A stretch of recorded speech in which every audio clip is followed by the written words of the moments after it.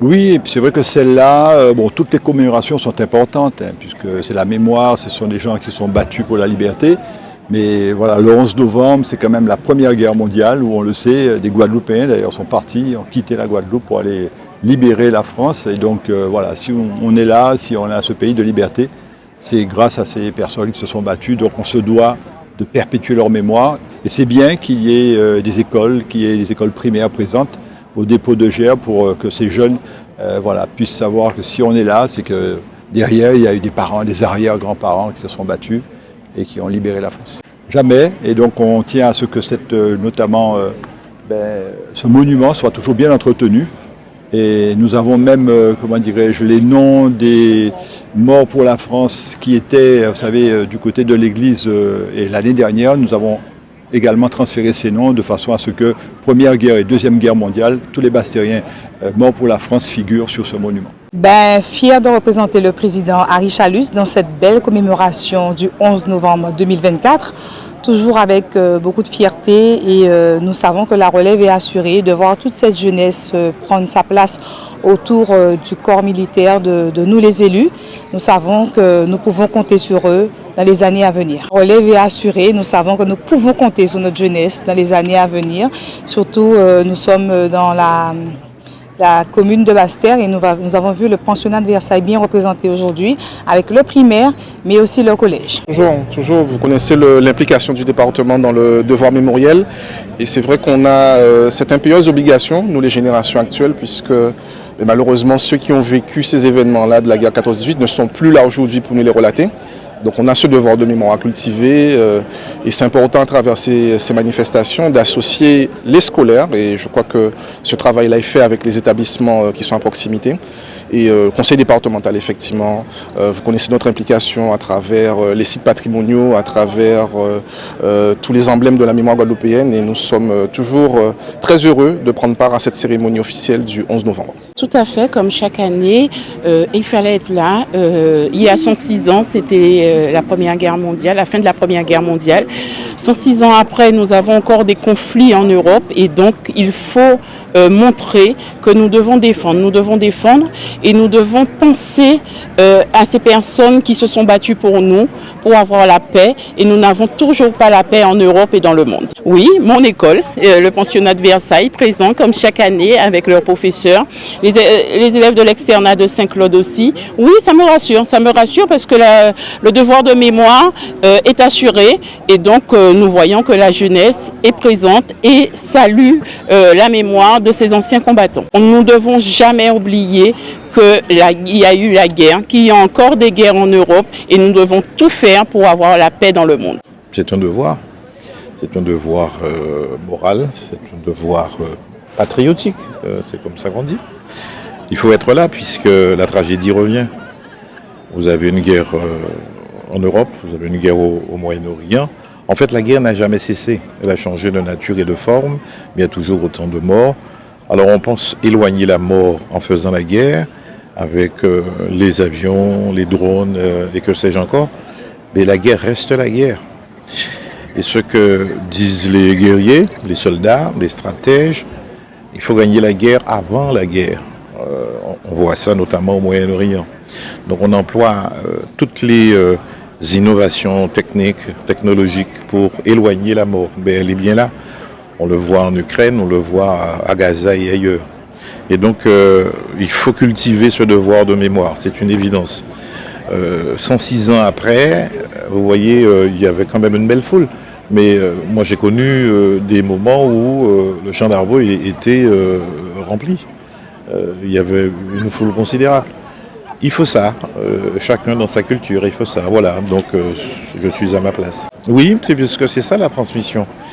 C'est des enfants depuis quelques longues années qui chantent la Marseillaise, qui viennent prononcer les discours que les ministres ne manquent pas d'envoyer. L'Union fédérale des anciens combattants est toujours présent, les porte-drapeaux sont là, ils sont âgés mais ils sont bien là, au service. Eh bien, c'est à nous aussi, quelquefois, à revêtir son tablier et à être présent. Donc c'est un peu mon rôle. Mais j'allais presque dire c'est heureux parce que ça veut dire qu'il y a eu moins de guerres. En tout cas, l'Europe, la France a été moins impliquée dans des guerres. Alors c'est la raison pour laquelle on a élargi, si j'ose dire, le périmètre des anciens combattants. C'était 14-18, c'était 39-45, mais aussi on a intégré la guerre d'Algérie, la guerre d'Indochine. Et puis sur les théâtres extérieurs, comme on dit, puisque la France n'est pas restée un pays inerte, on a vu en Afrique et ailleurs des expéditions après mandat de l'ONU. Bon, donc ceux-là ont combattu, pas forcément uniquement pour la France, mais pour le droit international, pour le droit humanitaire, bref, pour préserver nos souverainetés, pour préserver les causes communes. Et donc c'est un peu heureux, évidemment.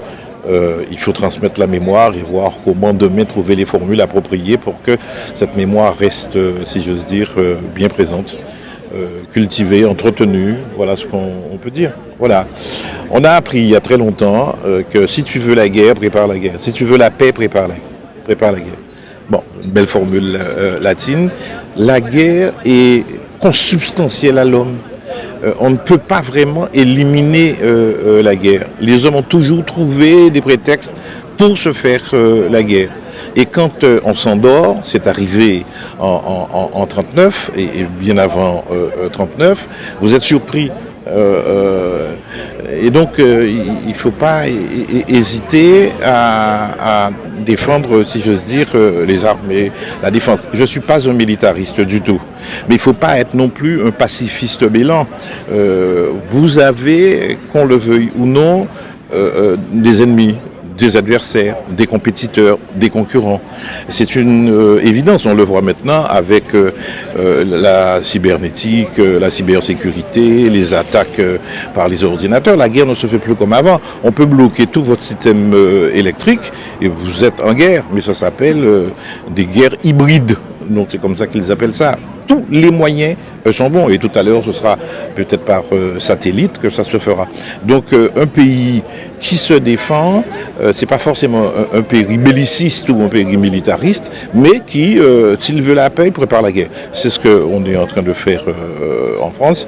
D'ailleurs, vous avez un nouveau président aux États-Unis qui vous dit si vous ne payez pas au moins 2% de votre PIB dans votre défense, nous les États-Unis, on ne va pas payer pour vous. Donc il y a là une compétition qu'il faut comprendre. Alors c'est difficile à entendre pour notamment des jeunes. On est souvent dans la culture du pacifisme et j'entends ça et je comprends ça et j'approuve ça. Mais c'est vrai, il ne faut pas être naïf. Donc il faut se donner les moyens d'une bonne défense et ne pas être surpris par l'autre. Moi je suis toujours très attaché à la cérémonie du 11 novembre. Alors d'abord, beaucoup de monde, vous l'avez vu, hein, peut-être même plus que l'année dernière. Voilà, donc on commémore les 80 ans de la libération de la France. Mais beaucoup de monde, beaucoup de jeunes, beaucoup de familles, évidemment les troupes, mais pas simplement les troupes en armes. On avait également la protection civile, la Croix-Rouge, les pompiers, etc. Voilà, donc ça embellit quand même et ça donne un lustre et une très belle dimension à ces cérémonies du 11 novembre auxquelles je trouve qu'on est tous très attachés parce que c'est d'abord se remémorer, j'ai dit dans le discours du ministre, tous les morts de 1914 et 1918, 1,5 million de morts pour la France. Y compris quand on voit les monuments aux morts ici en Guadeloupe, tous nos concitoyens de Guadeloupe qui ont payé un lourd tribut à cette guerre, donc on a le devoir de s'en souvenir. Et puis vous savez que depuis 2012, on fait mémoire aussi de tous les morts tombés pour la France dans les combats de 39-45 et puis dans les combats des guerres d'Indochine, d'Algérie et puis des opérations extérieures. Donc un moment très fort qui est aussi là pour qu'on se dise, qu'on redonne du sens ou qu'on rappelle le sens effectivement collectif qu'on donne à toutes ces cérémonies, c'est-à-dire la paix. Derrière la guerre, il y a la paix et tous ces morts sont morts pour la défense de la France, pour que la France demeure, pour que la France reste en paix, etc. Et voilà, donc une cérémonie qui, dans un contexte international qu'on connaît les uns et les autres, prend tout son sens parce que c'est rappeler l'engagement de chacun, des militaires, des forces armées, mais pas simplement des forces armées, de nous tous, en faveur de la paix à nos frontières, mais de la paix aussi chez nous, dans nos provinces, dans nos régions, dans nos départements. Voilà, donc je trouve que c'est une très très très belle cérémonie. Peut-être que les 11 novembre, la cérémonie du 11 novembre, moi, j'ai un petit pincement au cœur parce que j'ai un grand-père qui a fait la guerre de 14-18. Donc je trouve que j'ai un petit pincement au cœur et beaucoup d'attachement à cette cérémonie à cette cérémonie de 1914-1918. Il avait pris une balle dans le genou et je me souviens toujours à Saint-Brieuc de voir descendre des marches de l'escalier en claudiquant. Voilà, donc beaucoup d'émotions dans cette cérémonie, mais je crois que cette émotion est partagée. Oui, c'est important d'être là aujourd'hui. C'est important d'être devant tous les monuments aux morts de tout français, Hexagone, Outre-mer aujourd'hui, pour commémorer cet anniversaire de la victoire française de 14-18 et puis tous ceux qui l'ont permise, tous ceux qui sont restés dans les sillons de l'Est de la France, puis plus tard tous ceux qui ont aussi contribué à la défense de notre pays dans les engagements et les guerres que nous avons connus tout au long de ce siècle-là. Je disais tout à l'heure que je pensais à mon arrière-grand-père qui était mort en 1915, comme beaucoup d'autres de nos arrière-grands-parents ou nos arrière-arrière-grands-parents, en 1915 sur le front de l'Est, voilà, qui avait laissé ma grand-mère avec quelques mois à peine, qui a permis à des générations d'éclore, vous voyez. Et donc il y a quelque chose de très profond dans ces commémorations, je trouve, parce qu'elles nous rappellent à la fois toute l'histoire de notre pays, notre famille. Voilà, donc c'est un côté émouvant. Et moi j'étais content d'être en Guadeloupe parce que vous savez que je suis basé en Martinique. Donc je suis venu ce matin, je fais un aller-retour parce qu'il y a une même cérémonie en Martinique ce soir, donc j'y retourne. Mais j'étais très heureux d'être là, devant ce très beau monument aux morts, manifestement restauré, si j'ai bien tout compris. Voilà, au milieu des Guadeloupéens, c'était très beau. Oui, c'est aussi ça qui est assez fabuleux, c'est le lien entre les morts et les vivants, et le lien entre les jeunes générations et les plus anciennes. Il y a les anciens combattants et les petits jeunes écoliers ou lycéens des écoles de Guadeloupe, de quelques écoles de Guadeloupe, et puis il y a les vivants et les morts. Voilà, je trouve qu'effectivement c'est très symbolique et c'est très beau, c'est rassurant. Ouais. Non, il ne faut pas que nos morts restent dans l'oubli, mais je ne pense pas qu'ils le restent. Voilà, on trouve partout des monuments aux morts qui sont régulièrement fleuris. Puis il ne faut pas que les militaires d'aujourd'hui restent dans l'oubli non plus. C'est important, on sait qu'on est là on est là au service de nos concitoyens, particulièrement aux Antilles. Les militaires des forces armées aux Antilles, ils sont là au service des Guadeloupéens, des Martiniquais, des gens de Saint-Martin, de Saint-Barthélemy, en cas de problème, en cas de catastrophe naturelle notamment. Ils sont aussi là pour essayer de lutter contre les narcotrafics qui se passent en mer, pour protéger ces territoires, nos citoyens.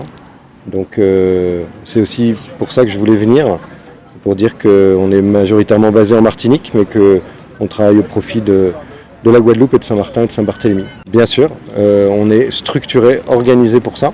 C'est une de nos premières missions, de venir en aide à la population en cas de catastrophe naturelle, quelle qu'elle soit, ici en Guadeloupe ou en Martinique. Donc c'est vraiment au cœur de notre mission, au cœur de nos préoccupations, vous pourrez toujours compter sur nous.